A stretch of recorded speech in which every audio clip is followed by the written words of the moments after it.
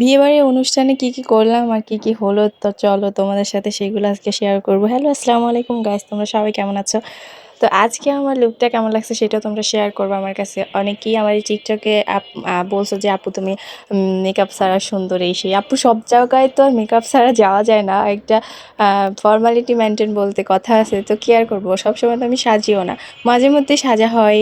এই মনে হয় আমি প্রায় 1 বছর পর এরকম সাজলাম। আর এইখানে আজকে আর গায়ে হলুদের মতো প্রথম থেকে আমি সব সাজের ডিটেলস দেখাইও নাই। আমি অলরেডি, যেহেতু আমার লেন্স 2টা কেনা হয়েছিল, একটা লেন্সের সমস্যা হওয়ার কারণে ওইটা প্রথমে ইউজ করায় আমার চোখের অবস্থা 12টা বেজে গেছে, কি আর বলবো। পরে আবার পাল্টাই অন্যটাই ব্যবহার করলাম। তারপর সব কিছু রেডি টেডি হয়েই তোমাদের সামনে আমি দেখালাম যে মেকআপের লুকটা কেমন আসলো। আর এমনিতেও আমি এত ডিটেলসে মেকআপ দেখাই না, কেননা আমি ওইরকম মেকআপ সেইরকম সামনে আশা করতে পারি না কেন জানি। আর পারলেও যদি কখনো প্রয়োজন হয় তখন করব। আর এই শাড়িটা আমার দেবরের বিয়েতে দেবর গিফট করছিল, তো একবারই পরা হয়েছে, যার কারণে ভাবলাম কেননা এই একটা সুযোগ আছে এখন পরি, আর তো বোধহয় কখনো পরা হবে না, কেননা এত ভারী শাড়ি তো কখনোই পরা হয় না। তার মধ্যে আমি কখনো ভাবি নাই যে যাদের বিয়ে তারা এত হালকাভাবে আসবে। আমি নিজের এত গিল্টি ফিল হচ্ছিল যে কেননা আমি এত বেশি গর্জিয়াস হয়ে গেছি, একেবারে শাড়িটার কারণে নিজের অনেক বেশি গর্জিয়াস সাজ দেওয়া হয়ে গেছে মনে হচ্ছিল। যদিও আমি মুখে অত বেশি ব্রাইডাল মেকআপ দেইনি, আর বেশি ভারী গয়নাও পরি নাই, কেননা অনেক বেশি হয়ে যেত তাইলে। আর যাই হোক, যেহেতু শাড়িটা অনেক বেশি গর্জিয়াস, অনেকেই ভাবছিল যে বিয়ের শাড়ি, ভাই আমার বিয়ের শাড়ি এর থেকে অনেক ভারী, আর ওইটা আমি বাড়িতে রেখে আসছি, কখনোই আমি ওইটা আর ইউজ করতে পারবো না, কেননা ওইটা অনেক ভারী, আর হচ্ছে ওইটা লাল শাড়ি বিয়ের শাড়ি লাল হবেই। আর ম্যারেজ যেটা ছিল ওইটা লেহেঙ্গা, ওইগুলা কেন আমি পরবো। এগুলো হচ্ছে আমার এমনি শাড়িগুলো, আর এটা আমার দেবর দিয়েছিল, যার কারণে পরলাম যে একটা শাড়ি এত দাম দিয়ে কেনার পর একবার কেন ইউজ করব।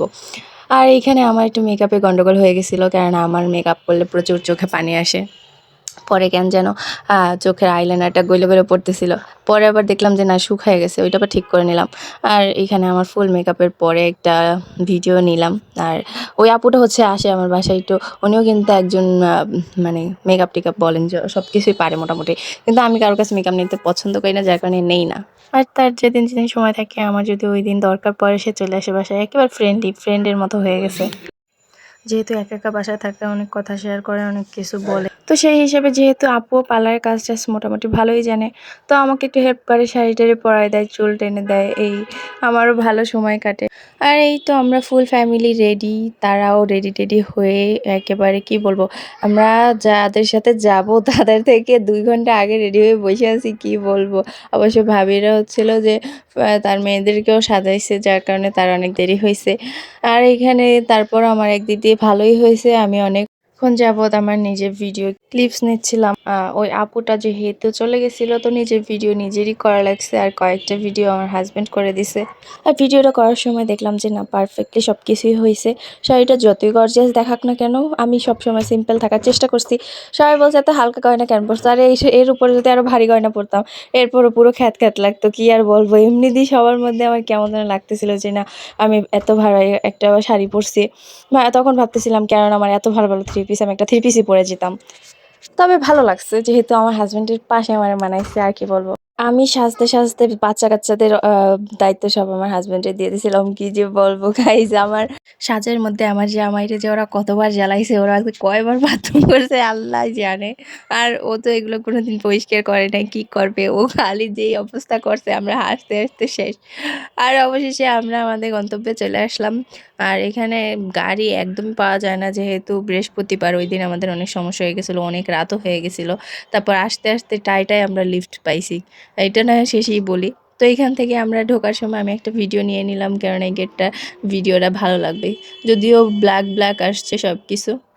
রাতের ভিডিও আর কেমন আসবে, আর আমার জামার ফেস দেখলেই বোঝা যায় তার যে কতটা পরিমাণ মুড অফ ছিল, এগুলো পরিষ্কার করে। আচ্ছা যাই হোক, আপনাদের হাজব্যান্ডরা কি এগুলো করে নাকি জানাবেন। আর যারা বাচ্চার মায়েরা আছে, বাবারা আছে, তাদের একটু একটু এগুলো ফেস করতে হয়। আর এইখানে আমি সিঁড়ি দিয়ে উঠতে উঠতে, এত বড় একটা শাড়ি, ভারী শাড়ি, আমার যে আপুটা পরাচ্ছিল, উনি বলতেছে এইটুকু একটা মাইয়া কত ভারী একটা শাড়ি পরে সামলাইতে পারবা। আর আমি বললাম যে 2টা বাচ্চা সামলাইতেছি, শাড়ি সামলাইতে পারবো না। পরে সিঁড়ি দিয়ে ওঠার সময় ভাবলাম যে আসলেই শাড়িটা অনেক ভারী। পরে আমার হাজব্যান্ডে বললাম যে একটু ঠিক করে দাও, আবার একটু শাড়িটা এটা ঠিক করে দিল। দেন এখানে বর আর বউয়ের জায়গায় আমি একটুখানি ভিডিও নিয়ে নিলাম। আর এই যে আমার ছোট্ট সোনা পাখিরা ময়নারা, ছোট্টটাই তো আস্তে আস্তেই ঘুমাই গেছিল। আর আমার ভাই হচ্ছে যে সেগুলারে কোলে নিয়ে বইসা থাকার মানে ওরে নিয়েছি শুধু এইগুলারে দেখার জন্য, এমন একটা অবস্থা দেখা যাইতেছে। আমার ভাই তো খালি ওরে নিয়ে কোলে বসেই ছিল যতক্ষণ ঘুমাইছে। আর এখানে সবাই ছবি টবি নিচ্ছিল, আমিও একটা সব কিছু ভিডিও নিচ্ছিলাম। আর আমার এখানে সাজটা আমার মনে হচ্ছিল যে না পারফেক্টটা হয়েছে। আমার সাজ আমার কাছে কেন যেন সত্যি পারফেক্ট মনে হয়। আর হ্যাঁ, সবাইকে যখন আমি সাজাই, কিছু খুঁতখুঁতা মানুষ আছে তাদের কাছে ভাল লাগে না, কিন্তু না, অনেকের কাছেই ভাল লাগছে। আমি অনেককে এই পর্যন্ত সাজাইছি। খুঁতখুঁতা বলতে আছে না, এখনকার মেকআপে একটু কন্ট্রোলিং করে, একটু হাইলাইটার দেয় ইনার কর্নারে, কিন্তু এগুলো আবার তারা পছন্দ করে না। তারা আগে যেরকম নর্মালি সাইজে আসছে ওইগুলাই তাদের পছন্দ। তো যার কারণে এখন আর আমি কাউকে সাজাই না। আর যেহেতু আমার 2টা বেবি, আমি এসবের ঝামেলাও নেই না। কেউ যদি বলেও বলি যে ভাই আমি সাজাইতে পারবো না, দৌড়ে পার্লারে দৌড় দাও। আর যেহেতু আস্তে, আস্তেই আমাদের অনেক লেট হয়ে গেছিলো, ভাইয়া বলতেছিল, মানে ভাইয়া যাদের বিয়েতে আমি গেছিলাম, ভাইয়ারা বলতেছিল যে তোমরা আগে খাইয়ে দিয়ে যাও। কারণ লিফট যেহেতু আমাদের 11টার মধ্যে বন্ধ হয়ে যায়, আর তারা তো অনেকক্ষণ থাকবে, কেননা তাদের মেয়ে বিয়ে দিবে করতে, করতে তাদের 12টা 1টা বাজে যাবে। না, তাই জন্য আমরাও খাওয়া-দাওয়া করে নিলাম। আর বাচ্চার মায়েদের তো আছেই, বাচ্চা কোলে নিয়ে একটা ঝামেলা, কি আর বলবো ভাই। এখানে খাবার নিতে আমার মেয়েটা অবশ্য আমি আলাদা বসাই দিছি, ও যতটুকু পারে। আর বাসায় তো আমি খাবার রান্না করেই রাখছি, আইসা আবার ওদের খাওয়াইছি। আর আমার ছেলে এখানে বোরহানি খাইতে চাইছে। আমি বোরহানি খাই না, আমার ছেলে খাইতে চাইছে, ভাবা যায়? আর পিছনে যাকে দেখছেন ভাইয়া যে কখনো আমার প্লেটে এটা ওটা দিয়ে যায়, আমি নিজেও জানি না। প্লেট ভর্তি খাবার, কিন্তু আমি খাইতে পারি না কিছু। আমি এমনিতেও বিরিয়ানি সাইডের সব ধরনের খাবার, আমি কোনো তেল মশলার বেশি খাবার খাইতে পারি না। যদিও ভাজা পোড়া আমার একটু পছন্দ, আমি কেননা লেগ পিসের একেবারে ফ্রাইটা ওইটাও আমার কাছে খুব ভালো লাগছে। যদিও ওইটা ফ্রাই বেশি হয়ে গেছে মনে হচ্ছিল, আর ওইটা অনেকক্ষণ আগে ফ্রাই করার কারণে একটু জইমা গেছে, যদিও শীতকাল। যাই হোক, সব কিছুই ভালো ছিল, খারাপ না, ভাল লাগছে। আর এখানে কেন যেন প্লেটে আমার ওই পোলাওয়ের শেষের টুকে আসছে, কিন্তু না, আমার কাছে এটা ভাল লাগে, যার কারণে হয়তো বা ভাগ্যের পরিহাস আমার পাতেই এসে পড়ছে প্লেটে। যাই হোক, আমার কিছু, কিছু কথা আপনারা অনেকে কমেন্ট করেন যে আপু বরিশালিয়া ভাষায় ভিডিও করেন। আসলে বরিশালিয়া ভাষা মাঝে, মাঝে কথায় আসে, আর পুরোপুরি বলতে গেলে তখন হয় না। আর এমনি কথা বলার সময় কিন্তু মোটামুটি আসে, এই আর কি। ইনশাআল্লাহ সামনে বরিশালিয়া ভাষায় ভিডিও বানাবো। গাইজ, ভাবা যায় এত কষ্ট করে নেলগুলা লাগাইয়ে খাওয়ার সময় নেল খোলা লাগছে। যদিও ভাবছি যে শেষ সময় খুলে ফেলাই, সমস্যা কি, খাইয়ে দিয়েই তো আমরা চলে যাবো। তো তাই নেলগুলা খুলে ফেলাইছি, কেউ আমার নেলের দিকে তাকায় না, এখন অবস্থা পুরোই খারাপ। যাই হোক, আমি নিজে নেলের দিকে নিজেই তাকাইতে পারি না। আর এখানে এই যে ফেভারিট আমার খাওয়া দাওয়ার শেষের জর্দাটা আমার সবথেকে পছন্দের, ওইটাই হয়তো আমি একটু বেশি খাইছি। আর এখানে ভাইয়া আমার বাবুটারে কোলে নিছে দেখে আমি একটু খাইতে পারছি, নইলে তাও খাইতে পারতাম না। আর বোরহানিটাও আমি ফার্স্ট টাইম খাইছি, ভালো ছিল। অন্য জায়গায় বোরহানি কেন যেন আমার ভাল লাগে নাই, কিন্তু কাচ্চি বাইয়ের বোরহানিটা খাইয়া দেখছিলাম, ভাল লাগছিল। কিন্তু আগে কেন যেন আমার খাইতে ভাল লাগতো না। আর যেহেতু আমি মেয়ের খালা, মানে ছেলের খালা শাশুড়ি, একটু তো ভাব নিতেই হয়, তাই আমি পানটা তো মিস করা যায় না। পান খাইয়ে নিলাম একটু।